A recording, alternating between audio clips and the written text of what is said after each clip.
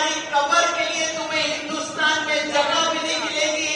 सिर्फ तुम शुरुआत करो, हम जैसे सनातनियों वो बंगाल में आके खड़े होकर आपको हिंदुस्तान की ताकत क्या है वो जरूर दिखाएंगे। नवनीत राणा एक बार फिर अपने बेबाक अंदाज को लेकर चर्चा में है। बीजेपी से जुड़ी पूर्व सांसद अक्सर अपने तीखे बयानों के कारण सुर्खियों में रहती है और कई बार विवादों में भी आ चुकी है। इस बार वो मध्य प्रदेश के बागेश्वर धाम पहुंची, जहां 300 कन्याओं का सामूहिक विवाह समारोह आयोजित किया गया। इस आयोजन में संतों, नेता और कलाकारों का बड़ा जमावड़ा देखने को मिला। इसी दौरान मीडिया से बातचीत में नवनीत राणा ने पश्चिम बंगाल में बाबरी मस्जिद को लेकर चल रही चर्चाओं पर भी प्रतिक्रिया दी। उन्होंने साफ कहा कि जो लोग बंगाल में बाबरी बनाने की बात कर रहे हैं, उन्हें बता देना चाहती हूँ कि हिंदुस्तान में कब्र के लिए भी जगह नहीं मिलेगी और अगर जरूरत पड़ी तो सारे सनातनी बंगाल आने को तैयार है।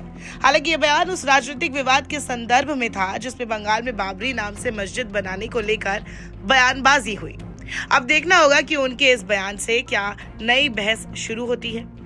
आपको बता दें, केंद्र सरकार के वंदे मातरम को लेकर जारी नए दिशा निर्देशों पर इस वक्त मामला गरमाया हुआ है। नए प्रोटोकॉल के तहत सरकारी कार्यक्रमों में राष्ट्रगीत के सभी 6 छंद गाने व बजाने की बात कही गई है, जिस पर कुछ मुस्लिम संगठनों ने आपत्ति जताई है।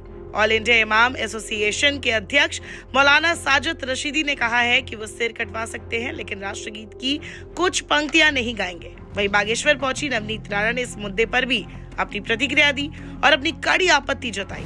समाज मेरा धर्म कोई पूछता है तो मैं एक ही बात कहती हूँ कि मैं हिंदुस्तान की बेटी हूँ, मैं हिंदू सनातन हूँ और जिस मिट्टी में रहते हैं उसका झंडा लेकर आखिरी खून का कतरा भी देना पड़ा तो इस हिंदुस्तान के लिए देने के लिए तैयार हूँ। मैं उस धर्म से आती हूँ जो देश की मिट्टी के लिए जीती हूँ, देश की मिट्टी के लिए आखिरी सांस भी दूंगी।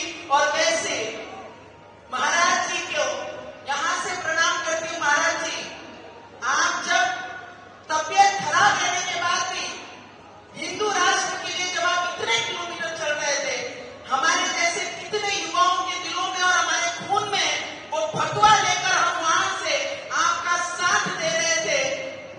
अपने लिए तो बहुत लोग जीते हैं, जीना किसे कहते हैं वो बागेश्वर धाम जी से हमारे पूछिए कि दूसरों के लिए जीना क्या होता है। इस मौके पर नवनीत राणा ने धीरेन्द्र कृष्ण शास्त्री की भी जमकर तारीफ की और कहा और भावुक होते हुए कहा कि मैं हिंदुस्तान की बेटी हूँ, मैं सनातन हिंदू हूँ। जिस मिट्टी में रहते हैं उसका झंडा लेकर अगर आखिरी खून का कतरा भी देना पड़ा तो मैं इस हिंदुस्तान के लिए तैयार हूँ। और वो जो कह रहे हैं कि सर कटा देंगे और वंदे मातरम नहीं बोलेंगे, ऐसे लोगों के लिए ही हमने हाथ में बाला लेने चाहिए और जिनको इस देश की मिट्टी का स्वाभिमान नहीं, उनको पाकिस्तान भेजने के लिए वो बाला और माला यही काम आएंगी। और ये जिस शब्दों को समझते हैं उसी शब्दों से इन्हें समझाना चाहिए। आपको बता दें, ये पहली बार नहीं है जब नवनीत राणा अपने बयानों को लेकर सुर्खियों में आई हो। इससे पहले भी धार्मिक और राजनीतिक मुद्दों पर उनके तीखे बयान विवाद खड़े कर चुके हैं। खासकर महाराष्ट्र में हनुमान चालीसा पाठ को लेकर हुआ विवाद काफी चर्चित रहा था। फिलहाल बागेश्वर धाम से उनका दिया गया नया बयान राजनीतिक हलकों में चर्चा का विषय बन सकता है और देखना होगा कि इस पर अब कौन सी राजनीति शुरू होती है। भारत बज़ लाइव, हर खबर में भारत।